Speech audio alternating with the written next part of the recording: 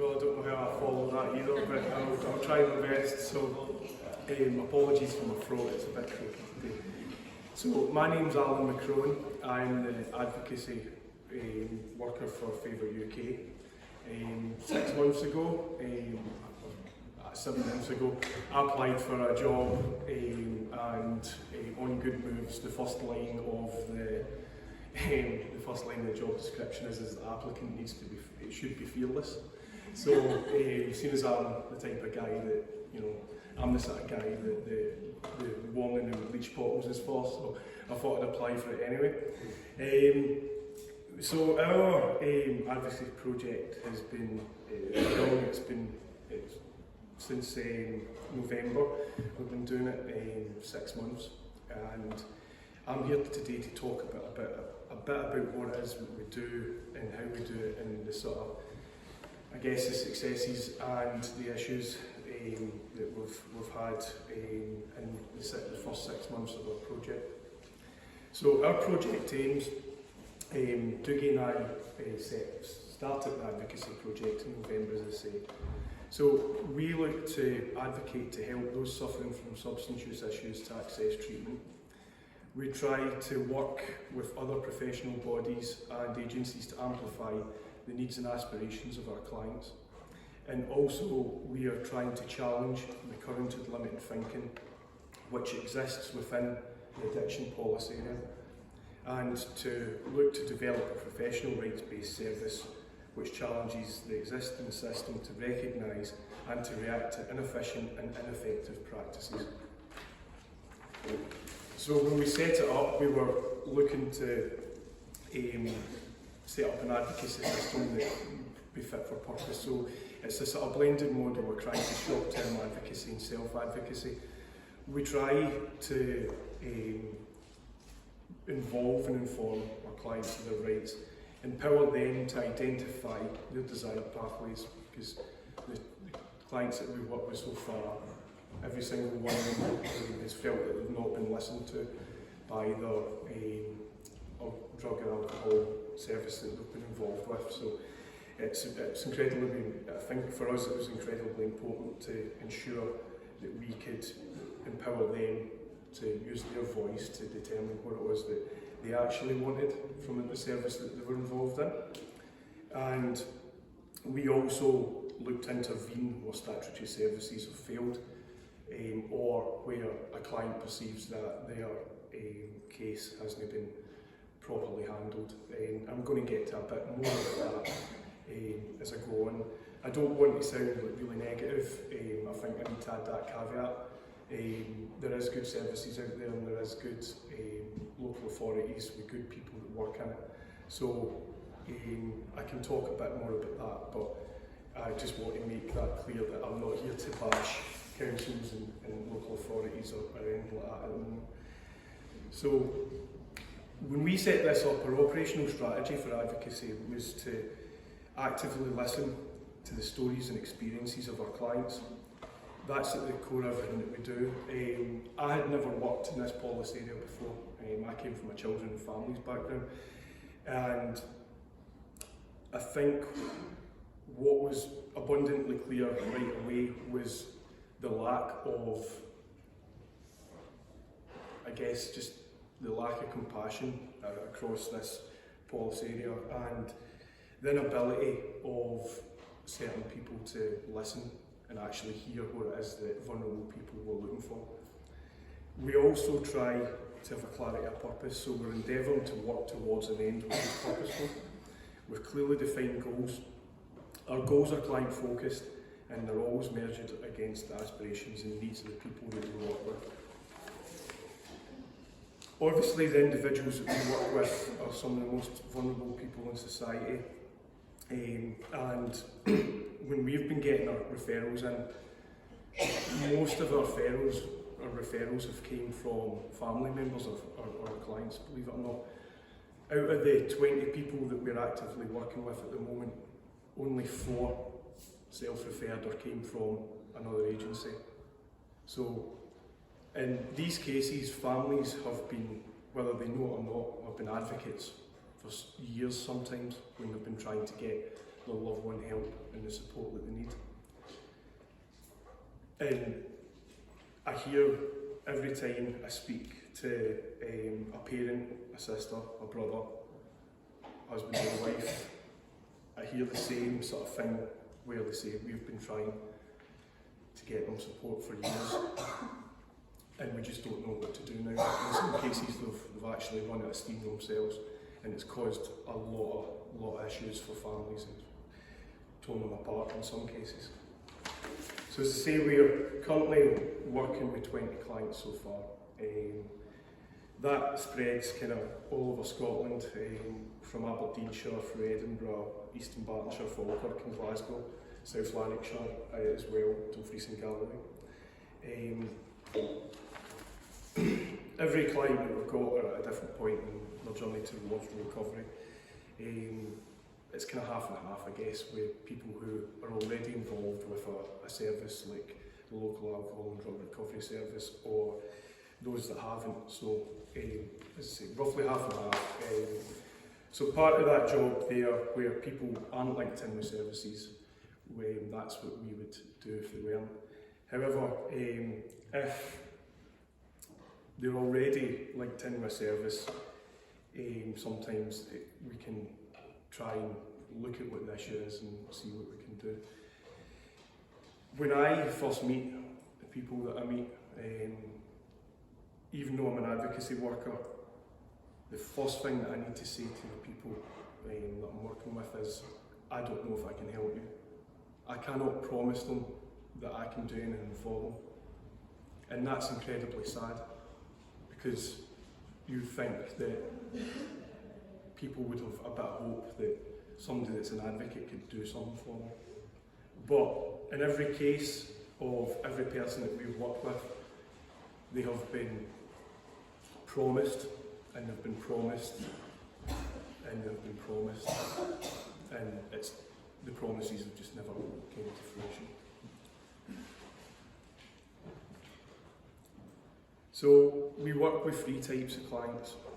First engagement, no prior service involvement, or clients who are unsatisfied with the service and would like a greater say in their treatment. And then we have the clients who have had no progression with their cases and are forgotten over a number of months or years by services. I worked with, it's quite difficult for me to do this sort of general, we've done X with 10 clients, we've done 5, Z with 5 clients or whatever, because I get to hear the stories and you get to be involved with them and you hear what they've went through. And we've worked, I'm allowed to talk about, I've asked clients if I can talk about them today. There's one particular boy who had been waiting 3.5 years for rehab prior to Favour UK's intervention. He and his family were basically at their wits' end, and it was his mum that contacted me to try and get involved and try and help him. We managed to get him a residential placement in a rehab after about 2 or 3 months again, I'm sure. But that was like a war, and it shouldn't be like that. So we've advocated for, as I say, that particular case was 3.5 years. He'd been waiting. However, 82% of our clients have had to wait more than 6 months for any information or any sort of pathway regarding what it is that they would like to get treatment-wise. And when you're dealing with people who the situation isn't going to get better, right? It's debilitating, it's not going to get better. That 6-month wait is a wait. That 6 month or more wait is just, it can be a killer at times. So we've tried our best to work between third sector organisations, local authorities, and other interested parties. We've faced a few issues along the way, and I'm going to sort of go through some of these issues and and sort of give you an idea of the task that's facing us really over the next months and years, I guess. So the sort of main issues that we've had when dealing with people like local authorities is that when our clients come to us and we need to try and contact people at the local alcohol and drug recovery service, the first place that you're going to go and look for information is the internet, or somewhere to try and get a phone number or an email address. Publicly available details and contact details for managers and caseworkers within these services don't exist. So then you go and look for a phone number. But the caseworker always phones the client from a withheld number. So where do you go from there? You phone the switchboard in the local alcohol and drug recovery service. And if I had my works phone with me today, I could show you one particular service where I tried to call them 36 times. Nobody answers the phone. 36 times over the space of 2 weeks. 2 weeks can be life or death for some people. So it's incredibly frustrating.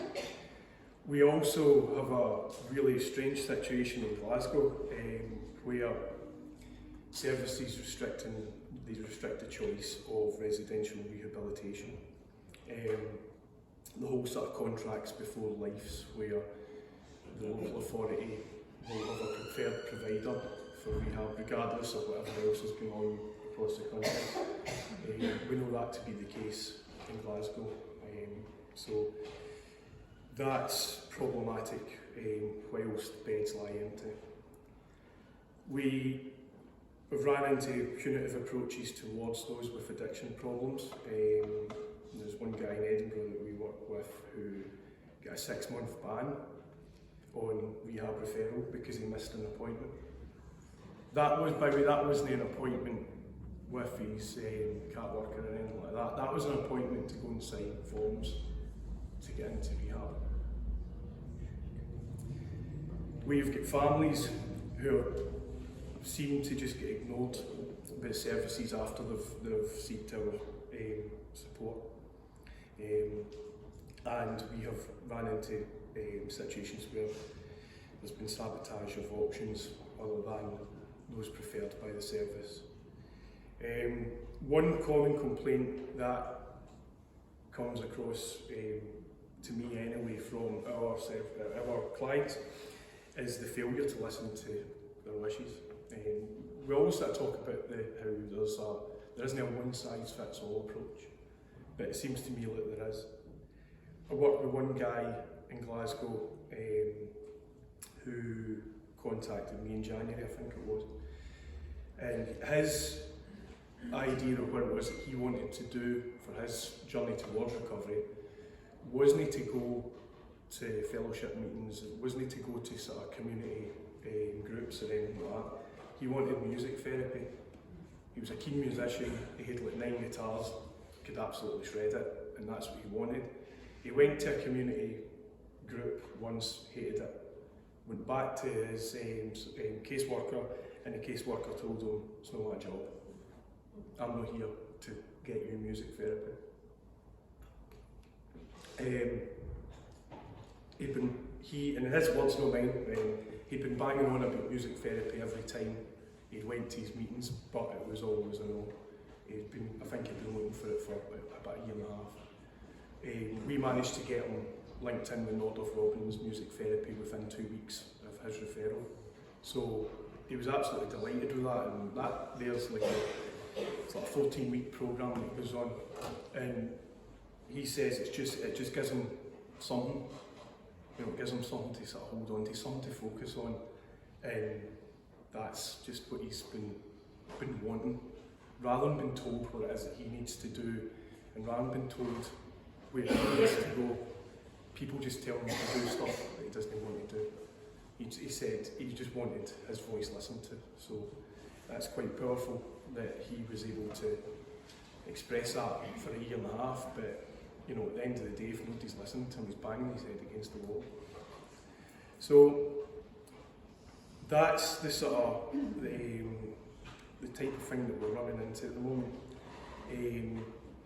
I've also been looking at,